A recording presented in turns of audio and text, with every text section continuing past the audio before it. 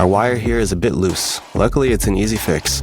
Just cut off both ends of the cable clip and hammer it back with a nail. Next, we're making a duster drill bit. Cut the slits into both ends of one piece of paper and leave the other one whole. Create a notch in the dowel and glue 2 pieces of paper inside this notch. Now we can dust off our woodworking projects. Sometimes it's better to keep things simple. Here we're using a metal plate and a zip tie as an anchor to secure this pipe to the wall.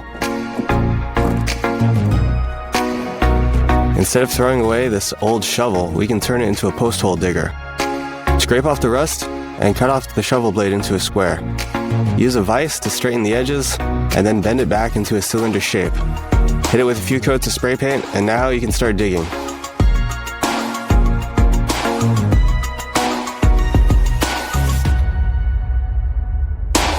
To make it easier to find the end of the tape, most people just fold the tape back on itself, creating a tab. Instead of folding the tape on itself and leaving a tab of unused tape, it's better to fold the tape backwards. It makes the tape easier to grab, and the result is less unused tape. We can make a temporary foam brush to apply wood stain by clipping this small sponge. We can also use another clothespin to remove the old sponge and keep our hands clean. Here's a quick makeshift utility knife. Hot glue a razor blade to the teeth of a comb and let it dry. Now we can cut things like paper, aluminum foil, and foam. Here's a little trick if you have a screw that keeps slipping.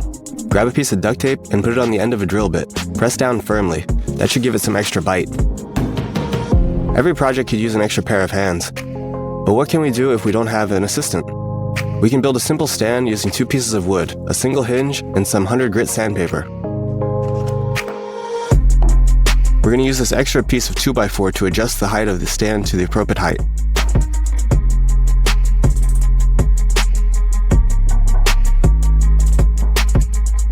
If you need to reseal a glass bottle, we can cut off the top of a plastic bottle and then use a lighter to heat the plastic around it until it shrinks around the edge of the glass bottle. We can turn this old bike chain into an adjustable homemade wrench. We'll secure some square tubing in a vise and weld on one of the ends of the chain to the outside. Then tuck the remainder of the chain inside the square tube. When ready to use, pull out the chain to the appropriate length, squeeze, and then twist. It looks like this chair is a little worn out. We can make use of the legs by turning them into a spray paint turntable. This one is extremely simple. We're not even securing the pieces together. But you can add complexity to fit the needs of your projects. Next, we're making a DIY door closer to prevent the door from being slammed. Essentially, we're welding a nut to some rebar and then welding a spring perpendicular to the rebar. Next, we'll create a frame to hold everything together. Secure the spring, then pass the bolt through the nut like so, and secure it on both ends. Now we'll mount the door closer to the wall, then pass the rebar through the bracket and mount the bracket itself to the door.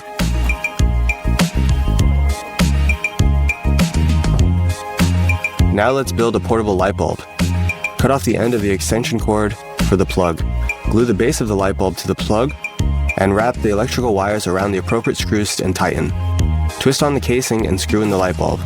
Plug it in directly to the outlet. Our wooden clamps aren't as stable as we'd like them to be. We can fix that with a little bit of foam. Cut out some hand-sized blocks using a utility knife. Then heat the bar with a blowtorch. Now press the heated bar onto the foam block and then remove it. We'll repeat this a few more times, and now we've got some foam block stands.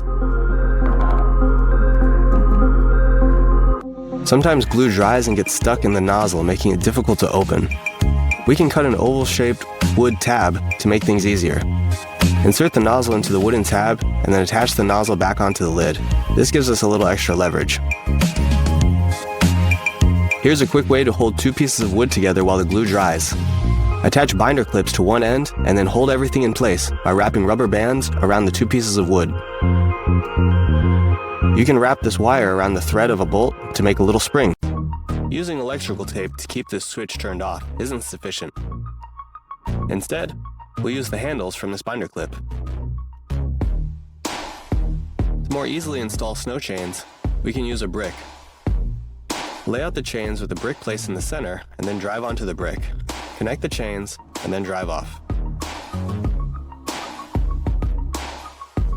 We don't want to strip this screw, so we can use double-sided tape onto our drill bit to get better grip. Before getting started painting, it might be a good idea to wrap masking tape around the brush to keep it clean. Then when we're finished, we can remove the masking tape. By heating up this nut and bolt, we can press it into this fitting and flatten the other side. Now we can tighten this nut with our bare hands. Wood clamps can also act as an excellent marking gauge. A nail can be used to mark the center of this board to cut out larger holes.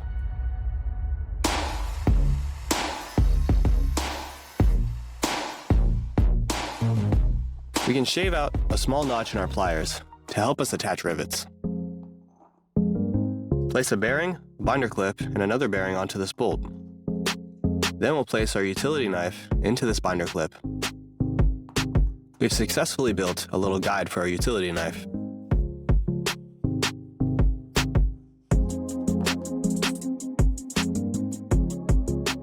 If we install these wire clips, with the clips facing the opposite direction, these can act as clips for our drill bits.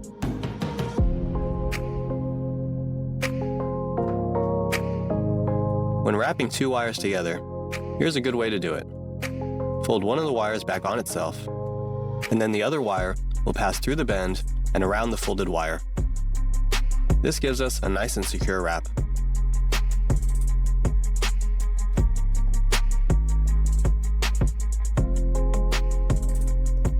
We want to cut this plastic trim in such a way that it wraps around the post.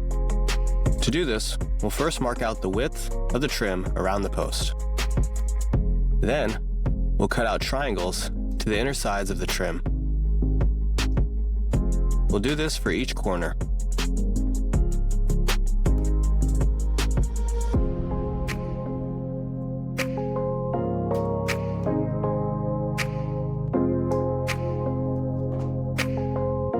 Now our trim wraps around the post. We can fit baseboards at odd angles with just a bit of tracing. We can use a smaller piece to mark out all the corners. Now we'll just connect the inner corners to the outer corners. Here's another life hack to prevent electrical switches from being turned on. Pass a wire through the switch like so. And if it makes you feel better, you can tie the ends in a knot and put a padlock on the end. For our next project, we'll be making a mechanical arm that helps us use our angle grinder. We'll start by attaching these metal frames together with a bolt.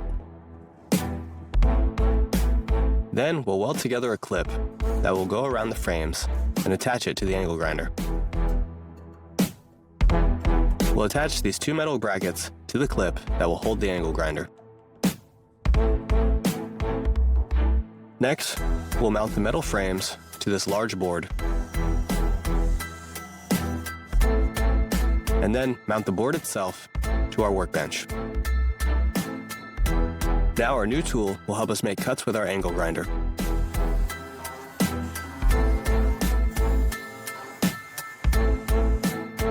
And our last project for this episode is going to be a quick way to make very rough dowels.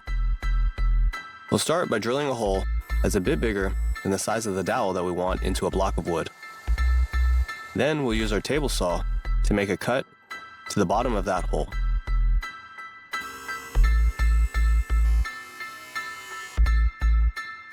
Next, we'll attach a wood screw into our drill and then drill the screw into our dowel.